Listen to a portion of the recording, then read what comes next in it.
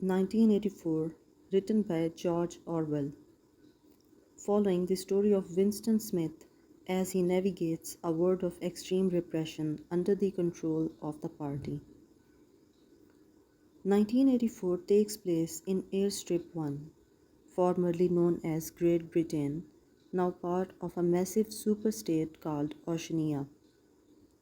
Oceania is constantly at war with one of the other two superstates, East Asia and Eurasia, though the enemy shifts frequently, creating a sense of perpetual war. Oceania is governed by the party which enforces loyalty through constant surveillance and brutal repression, personified by its leader Big Brother. Society is divided into three main groups: the inner party, the ruling elite who make all decisions; the outer party, middle class workers who implement the party's policies like Winston; and the proles, the working class masses who are mostly ignored by the party, kept subdued by poverty and lack of education. Part 1: Life under the Party. Winston's job and inner struggle. The story begins with Winston Smith, a 39-year-old man who works at the Ministry of Truth, rewriting historical records to align with the party's ever changing propaganda. His role forces him to edit the past, altering records so that they match whatever the party claims to be true. Though he outwardly conforms, Winston is secretly tormented by his doubts and resentment toward the party. The party's influence. The party's control reaches every part of society. People live under constant surveillance from telescreens, two-way televisions that transmit party propaganda and monitor citizens.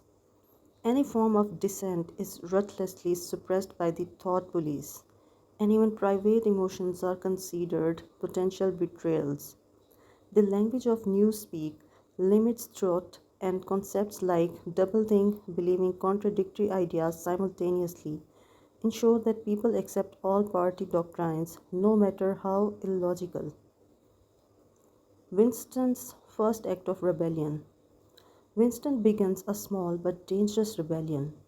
He buys a diary and begins recording his thoughts, though he knows that keeping a diary is punishable by death. In his diary, he writes, "Down with Big Brother," an expression of his anger and despair. This act of defiance is his first taste of freedom. Part 2: Love and Revolution. Meeting Julia. Winston works with Julia, a young woman he initially dislikes, assuming her to be a loyal party follower. However, she secretly slips him a note that says, "I love you." Shocked, Winston meets her, and they begin a passionate and forbidden love affair. They arrange secret meetings in the countryside and later rent a small room above a shop in a prole neighborhood to escape surveillance. This room, free of telescreens, becomes a sanctuary for them. Their love and its symbolism. Their love is an act of rebellion in itself, as the party strictly regulates sexual relationships to prevent emotional bonds. Winston and Julia's affair symbolizes human connection and freedom in a world that suppresses these concepts. Together, they dream of overthrowing the party and joining a rumored underground resistance called the Brotherhood, supposedly led by a mysterious figure, Emmanuel Goldstein. The book by Emmanuel Goldstein. Winston and Julia are introduced to O'Brien, a high ranking party official whom Winston suspects may be a member of the Brotherhood. O'Brien gives Winston a book titled "The Theory and Practice of Oligarchical Collectivism" by Emmanuel Goldstein. Winston reads it, learning that the party maintains power through continuous war, which consumes resources and prevents people from improving their lives, and that the party's aim is total control over reality. Betrayal and capture. Just as Winston finishes reading the book, he and Julia are ambushed in their rented room. Mr. Charrington, the seemingly benign shopkeeper who rented them the room, is revealed to be a member of the thought police. They are arrested, separated, and taken to the Ministry of Love. Part 3: Torture and Indoctrination. Interrogation and Torture by O'Brien. At the Ministry of Love, Winston is shocked to discover that O'Brien is not a rebel but a loyal party member. O'Brien tortures and brainwashes Winston, using both psychological manipulation and physical pain to break his spirit. O'Brien tells Winston that the party seeks power for its own sake, not for any ideological purpose. He explains that the party's ultimate goal is to control not just actions, but thoughts and perceptions, asserting that 2 plus 2 can equal 5 if the party decrees it. Room 101 and Winston's breaking point. The final stage of Winston's re education takes place in Room 101, where prisoners face their worst fears. For Winston, this is rats. O'Brien straps a cage of hungry rats to Winston's face, threatening to release them unless he betrays Julia. In his terror, Winston begs them to torture Julia instead, a betrayal of his love and humanity.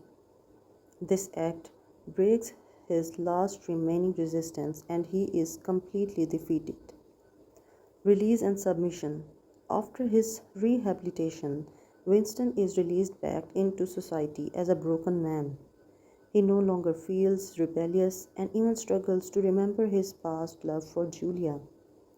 When he encounters her by chance, they both admit to betraying each other, acknowledging the party's absolute power to crush human connection. Winston has lost all capacity for independent thought. The ending. The story ends with Winston, now fully indoctrinated, sitting in a cafe. His mind is empty, and he reflects that he has finally learned to love Big Brother. He accepts party doctrine, convinced that he had been wrong to resist. The last line reveals the depths of Winston's defeat. He had won the victory over himself. He loved Big Brother. Conclusion and themes. 1984 is a powerful exploration of the dangers of totalitarianism, surveillance, and the erasure of individual thought. Orwell illustrates how such a regime can distort reality, crush human spirit, and ultimately render people incapable of rebellion.